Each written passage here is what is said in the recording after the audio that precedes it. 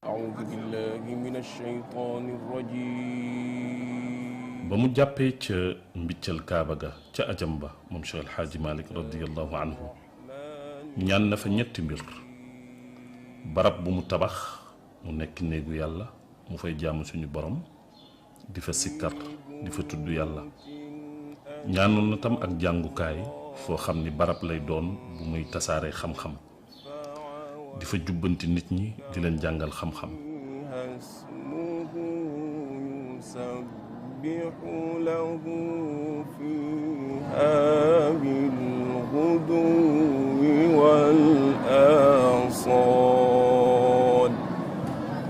Cheikh El Hadji Malick yal nañ ko yàlla fayal. ku wax jàkka wax daara, ku wax jumaa wax daara. Seydina Mohamed ne woon na sallallahu alayhi wa sallam al madaris qabla al masajid, bala ngay tabax jàkka na nga tabax ku fa dem ba noppi. Cheikh El Hadji Malick nag fondation mooy lii ngeen fekkee tabarakallahu te mooy daara. fii mooy daara Cheikh El Hadji Malick, fii mooy zawiya Cheikh El Hadji Malick. ñaanoon na tam barab boo xam ni daf fay bay ngir tuur ñaqam. ci la ñibbisee Ndar nag def fa diir doog a dem Tiwaawan. dem bu njëkk loolu mi ngi tombé atu 1897 radiyallahu anhu. La ilaha illallah, la ilaha illallah, la ilaha illallah, la ilaha illallah.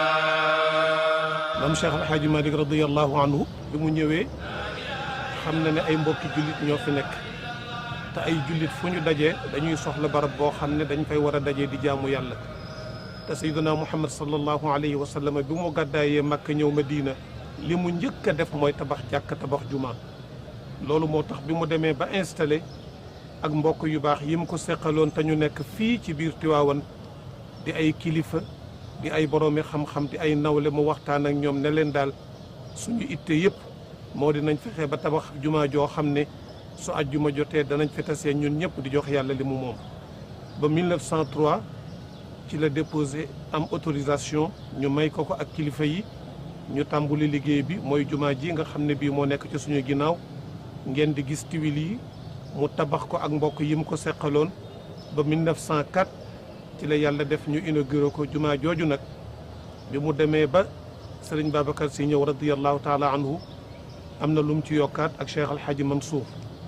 bi Cheikh Al Hadji Abdoul Aziz ñëwee radiyallahu taala anhu ne ku yokkul yaa ngi wàññi. Tiwaawan gën na yaatu gan yaa ngi gën di ñëw mbokki jullit yaa ngi gën di ñëw war nañoo taxawal jumaa joo xam ne bii dana gën a tolloog dimension dëkk bi ci la ñu nag jële initiative ne nañu teg pose premier pierre pour yokk jumaa ji. Seydou Bakar ne mi ngi yëkkati kaddu nag goo xam ni kii fi jóge léegi di Cheikh El Hadji Malick Sy Maodo ak Cheikh El Hadji Mouhamadou Mansour mii toog ak Serigne Babacar Moulay Abdou Aziz mii toog ak ñoom seeni rak ñoo ko sant ni naa ko jotal nit ñi ndax lu ñépp bokk la. yëfu yàlla du tardé dafa am fu ko yàlla soxlaa mu di affaire juma Tiwaawan ji. appel bi nga xamante ni nag moom la xalif général di def dafay mel ni luy awu appel bi nga xam ne moom la borom bi subhanahu wa taala joxe. appel bu njëkk bi yàlla daf ni buñ leen wooyee ci leen di dundal ngeen dem wuy ji. or lan mooy dundal doomu aadama yi waxuma lan mooy dundal jëmmi doomu aadama yi mais lan mooy dundal doomu aadama yi moom mooy seen roox bi leen di dundal. jaamu yàlla moo koy dundal jaamu yàlla googu la li koy symboliser moom mooy jumaa yi jumaa yooyu ne yàlla dafa woote waat ni bu ñu leen woowee ci waxtu juma na ngeen dem wuyu ji. kon ku woote jëmale ko ci juma jëmale ko ci nit ñi jëm ci li leen di dundal ci wàllu luy dundal seen rox woote boobu nga woote du sa woote bopp mais dafa mel ni luy aw woote yàlla ba pare yaatal ko c'est un écho à l'appel d'Allah subhanahu wa ta'ala.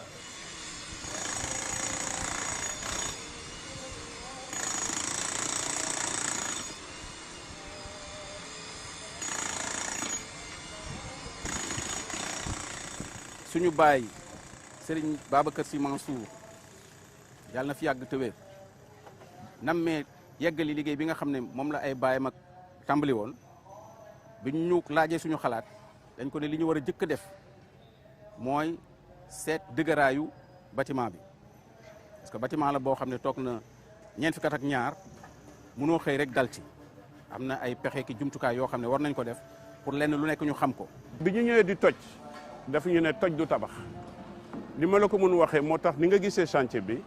dama koy répéter souvent dañuy toj dañuy tabax dañuy xalaat yëpp en même temps ci ndigal looloo ñu indi fi ñu toll nii ñoo xam it objectif boo xam ne bëgg nañ ko respecter. ba pare itam ñu xalaat léegi nii ci defar bâtiment boo xam ne bu méngoog jamono la tout en respectant ñu fexe daal tënku ci li nga xam ne moom la fi mag yi tracé woon bàyyi ñu bañ koo jël rek sànni daal ne ñun am nañuy pexe yu bees am nañ gis-gis yu bees am nañ xalaat yu bees ñu def ko. looloo waral ci biir liggéey bi mu am ci yoo xam ne dañ ko waroon a dindi parce que am na ay fer yoo xam ne yu yàqu la woon am na ci amoon na ci ay yàqu-yàqu xam ne dafa yàgg ñu war koo defaraat te itam am na place yu bërëb yoo xam ne comme fi ñu jagleeloon jigéen ñi biñ ko xoolee dafa tuuti moo taxoon il faut que ñu jox leen espace bu gën a yaatu looloo indi liggéey bi ñu nekk nii ci terrain bi ñu nekk nii nga xam ne liggéey bi léegi partie yu bale la dafa am jumaa bu mag bi nga xam ne moom la suñu turandoo rëddoon moom ci boppam ci tànku boppam la ko rëddoon mooy jumaa ji fa mu yemoon ba mu koy rëdd ñu yemale ko fa bañ cee yokk centimètre mais nag ñu daal ne léegi jàpp nañ ne léegi fii mbir yi toll ci adduna bi war nañ mën a def dal yoo xam ne plan mu gën a kawe la ñu yokk dal bi utal jigéen ñi jumaa bu gën a yaatu ba pare nag li nga xam ne parce que jumaa bu njëkk ba dafa amoon mezzanine dafa amoon ñaari étage maanaam ñu dindi benn étage bi pour mu gën a siggi léegi nag la ñu génnee foofu ñu defaraat feneen foo xam ne nit ñi dinañ fa mën a nekk looloo waral léegi ñu am salle de prière principale bi moo nekk ci gannaaw nii ak arche yi li ngeen di gis nii mooy li ñu fi defaroon depuis 1978 fa lañ ko bàyyi fii ñu nekk nii mooy li nga xam ne mooy jumaawu jigéen ñi moom liñ ci yokk nga xam ne léegi lii nii dafa war a ñëw sës ci moom fële ñuy nit ñi nekk di kule foofu mooy li nga xam ne dañ ko yokk ci jumaa ji. capacité bi ci biir laa wax te boolewuñ ci galerie yi circulation yi lu jëm ci 15000 jëm 16000 personnes mën nañ ci nekk mooy li nga xam ne c'est couvert wuute na ak 12000 mètres carrés yi nga xam ne mooy esplanade bi mais esplanade bi aussi deuxième projet daf ci am boo xam ne dafa am ay parasol comme yu nekk Médine yoo xam ne yooyu yëpp ça va couvrir donc entre 15000 yi ma la wax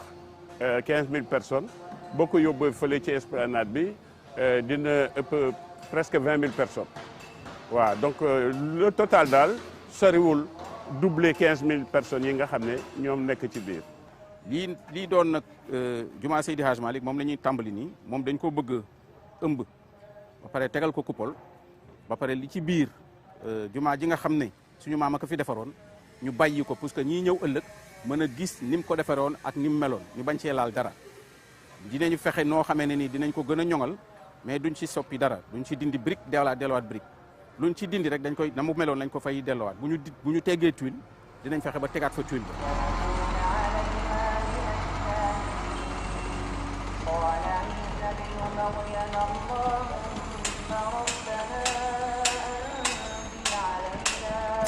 fi ma taxaw ni ligne bi ngay gis nii mooy direction xibla bi mooy axe mosquée bi moo ñëw ba nii li ngeen di gis fii ci kaw mooy fii mezzanine bi newoon mu suufe nekk 6 mètres fii ci biir mooy coupole bu mag bi du centre jumaa ji mais moo nekk ci kanam parce que li nekk ci kaw mooy bâtiment yi ci nekk ak minaret bi mooy deuxième coupole bi nga xam ne moom lañ fi fekke woon ñu toj ko aussi defaraat ko côté bële li ngeen koy gis mooy bu jigéen ñi moom it am na yeneen ñaaru coupole ñu yegg si juste ci axe de coupole bi nekk ci kaw jumaaw Seydi Hadj Malick ñu dellu si li ñu yokkoon ci jumaawu góor yi nga xam ne moo newoon ci place su mezzanine bi mu nekk benn coupole fii bi ñu kuule nii ba pare ak beneen bi ñu kuulee nga ne ak bi ñu war a kuule nii ñu continuer na le am beneen minaret bi. li neex a gis fii mooy lii yëpp dañ ko war a rattaché mu ñëw ci beneen jumaa ji bi nga xam ne moom lañ fi fekk lii mooy partie bi ñuy yokk ci jumaawu góor bi moo commencé ne le ñëw ba yegg si fii daal yi ngeen di gis ni mooy daalu 14 mètres yi nga xam ne coulé nañu une bonne partie avec les poteaux qui sont des poteaux de 80 parfois tout ça avec le dallage qui est déjà fait bi nga xam ne def nañ ko bu ñu jaaree nii ma wan leen coupole bi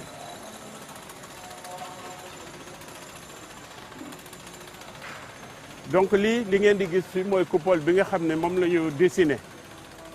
buñ ko dessiné ba pare moom la ñu commencé coupole yu toll nii et à 14 mètres am nañ ci ñeent am na bii am na beneen bu nekk ci jumaawu góor ñi ñu yokk muy ñaar ak ñaar yi nekk ci côté jumaawu jigéen ñi ñu yokk li ci des nag ngeen gis fële mooy place minaret bi nga xam ne moom la ñuy def ak esplanade bi commencé ñëw nii galerie bi nga xam ne mooy galerie mosquée bi moom la ñu reprendre déjà ngeen gis ko nii avec ay console donc mosquée baa ngi ci biir on a une galerie d'une largeur de 6 mètres à peu près li ngeen gis fii mooy marché yi ñuy duggee mais ni ñu leen ko wane aussi pour handicapé ak yi am fauteuil roulant sax mooy rampe d'accès yi nga gisee même su fekkee ne 4 marches moo fi nekk rampe d'accès yi nii lay demee. mosquée Sidi Hadj Malick commencé nañu poteau yi nga xam ne au total diamètre li koy wóor c'est à peu près 30 mètres fii la jumaawu partie bi ñuy jagleel jigéen ñi. moo jógee ci poteau ba ñëw nii tourné continuer moom la ñuy def daal bi nii bu ñu paree coulage bi aussi c'est autour de 14 mètres comme ni ngeen ko gisee fii. jumaa ji lépp dañ koy climatiser dañ fiy def ñetti centrale de climatisation yoo xam ne jumaa ji yëpp la ñuy climatiser ba toilettes yi dañ koy climatiser toilettes yi dañ koy enterrer d'abord moo ëpp sutura waaw nit ñi di moo ëpp sutura ensuite boo ko enterrer da ngay récupérer espace. fa toilette yi nekk ci kaw nit mën na faa ne donc looloo tax toilette yi dañ koy suul ci angle ba fële lay ne dañ koy suul pare nañ plan yi foofu ñu gas noonu boo leen bi ngeen di dugg ku ngeen foofu ñu gas foofu la ñuy def toilette yi mu am partie boo xam ne lii nii jigéen ñi seen toilette lay jege góor ñi seen toilette du ñu daje fenn ni ñu organiser circulation yi ci jumaa ji duñ daje fenn jigéen ñi ak góor ñi du ñu daje bu ñu toogee fii di julli góor ñi du ñu gis jigéen ñi jigéen ñi du ñu gis góor ñi itam. doo duggee ci biir jumaa ji li ngay jëkk a daj dafa suufe woon torop kilifa gi nañu dafa bëgg mu li ñu koy wax mu siggi mu dolli si it wax ñu ne suuf si daal bi dafa xawoon a suufe par rapport ak li nekk ci biti li ko waral mooy jumaa ji moo fi jiitu tali yi bi ñu tabaxee tali yi nag mu jóg jumaa yi gën a suufe mu indi problème mu sax ndox bu ciy dugg canalisation aspiration centralisée bi ñu doon wax ci kaw dallage yi ngeen gis ni lay nekk donc distance bi nga xam ne moom la ñu gis léegi ci côté jumaawu jigéen ñi ba fële mooy salle de conférence bi fi nekk ak li ko commencé fii bi ñëw yëpp mooy esplanade bi mooy wër continuer li yëpp ci esplanade bi la bokk léegi ñu war a wax tuuti ci li ma leen doon wax sànq boo yegsee fii ci minaret bi voilà li ko waroon yëpp te nga xam ne dañu waxoon dindi nañ ko mooy escalier ko wër mais noyau central bi nga xam ne béton la de 60 moom moo nekk na la ci kaw si la ñuy rattaché waat escalier yi ak finition bi ànd ak moom ba ci kaw doom bi koy finir door a ñëw ni jumaa ji tëggoo dafa mel ni nga boo yegsee fii ni ngay gisee ci biir jumaa ji noonu ngay gisee bâtiment wu Sidi Hadj Malick exactement même su fekkee ne couvrir nañ ko perception bi ni nga koy gisee ci biir moom moo koy gis ak tuilam nii parce que amul dara lu leen séparé ci partie bi nekk ci kaw. am na lu ñuy wax tourisme local am na ñu bari ñu fiy ñëw xëy na ni feebar bi demee ci dëkk bi moo tax mais naka jekk da daan am ñoo xam ne dañuy ñëw di ziar et cetera et cetera maintenant nag looloo tax ñu bëgg lii nii bu ñu paree ñu jublu ci li nga xam ne dina permettre mu nekk ñu def li ñuy wax un tourisme religieux ou tourisme culturel am na nag ay bërëb waxtaan ñu ngi ciy waxtaan ak kilifa yi ngànk dëkk bi loo xam ne lii war nañ ko def benn bi li ci ëpp solo mooy jumaa ji ak esplanade bi aménagement extérieur bi maanaam esplanade bi ak li nekk ci ginnaaw jumaa ji sax loolu yëpp bokk na ci xalaat bi mais dañ ne woon nañ ko def par étape. parce que objectif mooy lu fi mag ñi bàyyi woon duñ ci modifier dara dañ koy def intégralement ak luñ ci mën a yokk ci étendue ak lu jamono laaj tey fii ñu nekk xam nañ fu ñu jëm ku ñëw si jumaa ji xam nañ ñu ngi avancé lool xam nañ suñu planning te incha allah rabbi suñu ko yàlla mayee duñu taxaw. dañu articuler projet bi ci juróomi composante bi ci jëkk mooy édification mosquée bi mooy bi ñuy wax ni donc deuxième composante bi mooy aménagement wu esplanade boobu ngay wax muy plus de 16 000 mètres carrés plus d'un hectare et demi ñu war ko aménager war ko couvrir ak des parasols mécaniques yoo xamante ni architecte bi def parasol yi nekk Médine moo koy def ci même standard yi. troisième composante bi moo ñu fexe ba li ñuy def tamit inscrire sur des normes de durabilité et des normes environnementales ci loolu tamit ci la ñu xalaatee créer les conditions d'une autonomie du projet de l'esplanade des mosquées et du cœur de ville pratiquement de Tivaouane ñu créer une autonomie énergétique de cet ensemble mais aussi une autonomie en ressources hydriques donc ndox ak courant wax dëgg neex yàlla ñu am ko sur des bases yu autonome ba pare nag mu nekk ak énergie bu propre ñu prévoir fa énergie solaire. Quatrième composante bi mooy loolu yëpp ñu takk ñu inscrire ko ci dans l'ensemble environnemental du plan d'urbanisation de Tivaouane mooy ñu articuler projet bi du point de vue de l'assainissement de la voirie ak li ko wër yëpp ñu articuler ko nag ci plan d'urbanisation yi nga xamante ni nag loolu autorité yi moom dëkk bi ak autorités yi doxal Tivaouane loolu la ñu bëgg dëppalee Tivaouane ak bëgg-bëggu sëriñ bi ci mujj composante bi ci mujj muy juróomeel bi mooy ñu fexe tamit nag bu loolu yëpp pare ñu am benn modèle économique d'entretien de l'ouvrage. Budget bu sincère bi ñu ko def ça tourne autour entre 13 et 15 milliards moom la ñu war a am. et wax dëgg neex yàlla pas-pasu taalibe yi ba fi mu toll nii am na jéego yu mu ci des mais des na nag. dara xëyul sotti wala fi dañ naan ndar xëyul sotti ci benn fan su xalifa bi wootee pour que ñu ñëw indi suñu jëmm ak li nu yàlla may delloo ko borom bi subhanahu wa taala du pour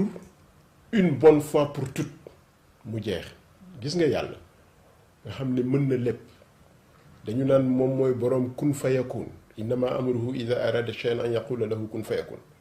mais yàlla musul wax kun immédiatement yëf yi am yàlla dafay wax kun dawal processus bi dafa bind asamaan ak suuf ci juróom benni fan du soit rek asamaan soit daal di nekk ni soit rek suuf soit daal di nekk dafa bind asamaan ak suuf ci juróom benni fan donc am na un processus une planification. dañu war a monter en puissance ci at mii ñu jëm ci mobilisation ressources yooyu dara waratul taxaw fexe nañu ba ci li ñuy def projet bi ñu dépouiller ci corbeille de collecte bi taalibe yi yor ñu génne ci toutes les charges connexes frais d'agence fonctionnement wu jamaatu nuur communication yi nga xam ne jëmul directement ci tabax jumaa ji donc taalibe bu jotal yéeneem du dem fenn lu dul ci béton xeer lu jëm ci tabax jumaa ji leneen lu jëm ci ay frais connexes donc on a une stratégie derrière pour lu koy jël en charge sans mu laal corbeille de collecte taalibe yi nga xam ne mooy këru ressources yi dem ci kii bi war a nekk lu barkeel dem ci liggéey bi. ñu jàng économie yëpp xam nañ ne réaliser infrastructure dafay créer emploi. jàkka ji entreprise bi koy réaliser entreprise sénégalaise la boo demee ci chantier bi ay ouvriers majorité bi ñu dëkk Tivaouane ñoo fa nekk. Et là dans cette phase active bi ñu nekk nii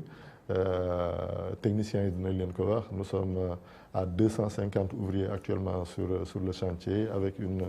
montée en charge prévue dans une ou 2 semaines à plus de 400 ouvriers sur le chantier ak benn système 3x8 xam ne dañuy liggéey guddeeg bëccëg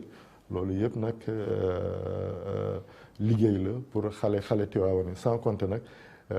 li ñuy wax ci transfert de compétences yi formation bi ñu leen defal pour les nouveaux métiers d'entretien ci ouvrage boobu bu ñu paree wëlbatiku di liggéey di fa liggéey. am moo gën a yomb téye loolu mooy le lekk li ñu la jox li nga am noo koy téye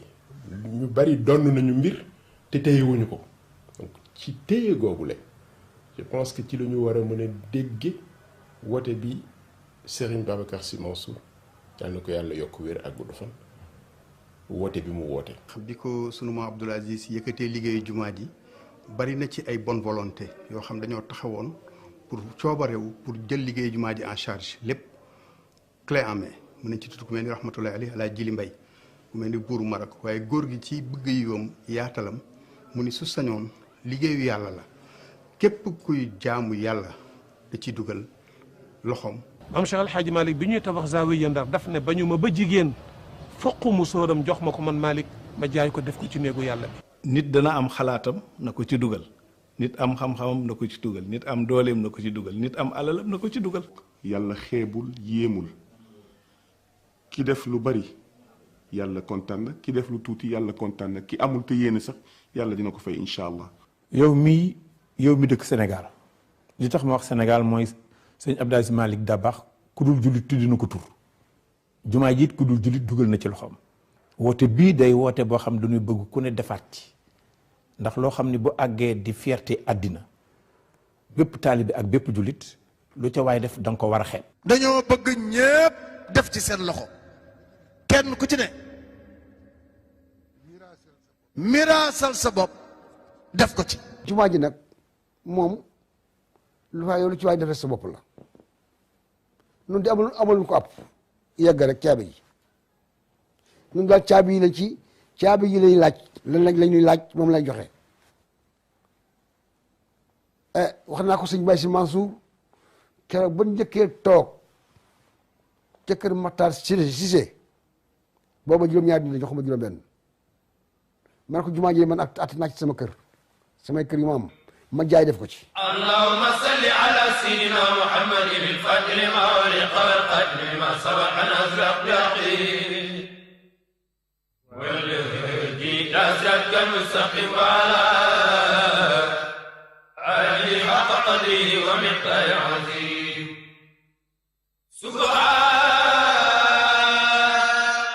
سبحان ربك رب العزة عما يصفون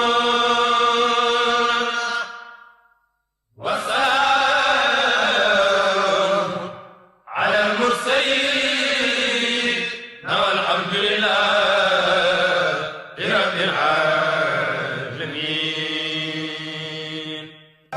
وصليا يا إلهي وجزيا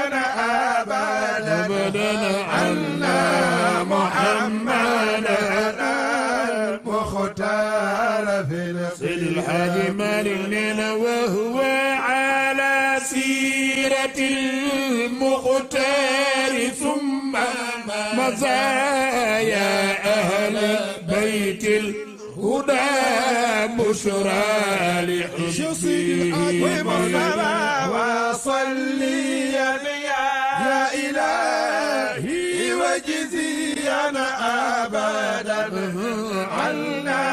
محمدا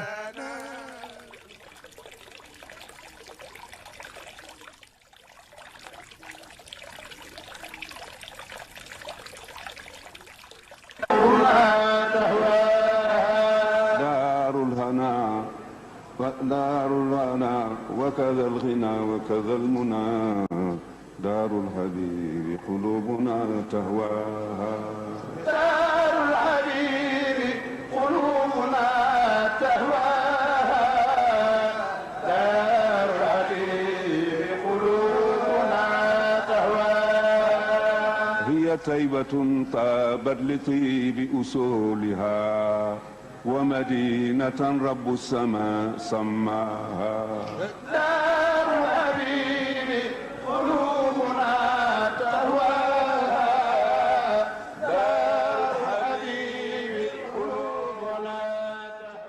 إلهي يا إلهي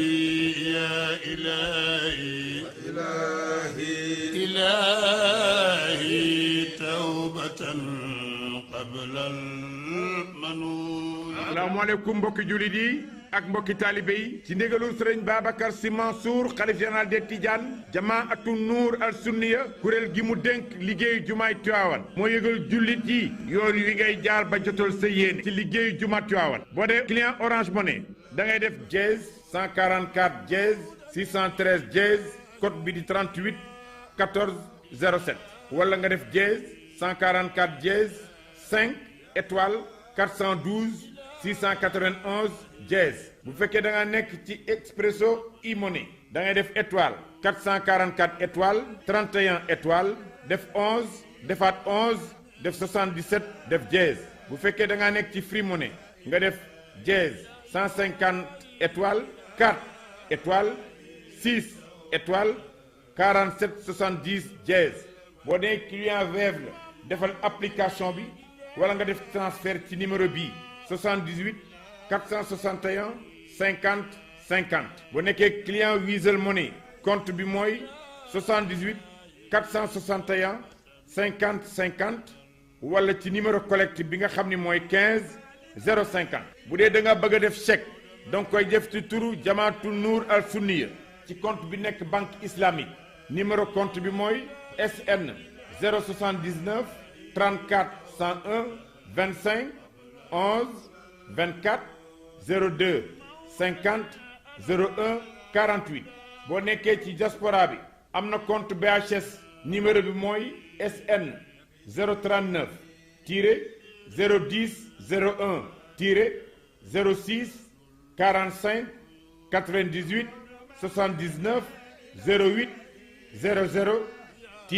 38 bu dee da ngay am carte bancaire mën nga koo def ci plateforme bii ci internet bi www.grandemosquetivaouane.com mbokk yi jullit yi rawatina ak taalibe yi yoon wi ngay jaar pour jotal sa yéene ngi noonu boo ko defee dina egsi ku ci bëgg yeneen leeral da ngay woote ci numéro téléphone yii ma lay wax 33 876 49 87 78 461 50 50 kon mbokki jullit yi mbokki taalibe yi yoon waa ngi noonu wóor na yomb na te leer na salaamualeykum wa rahmatullahi taala wa barakaatu. إلهي يا إلهي يا إلهي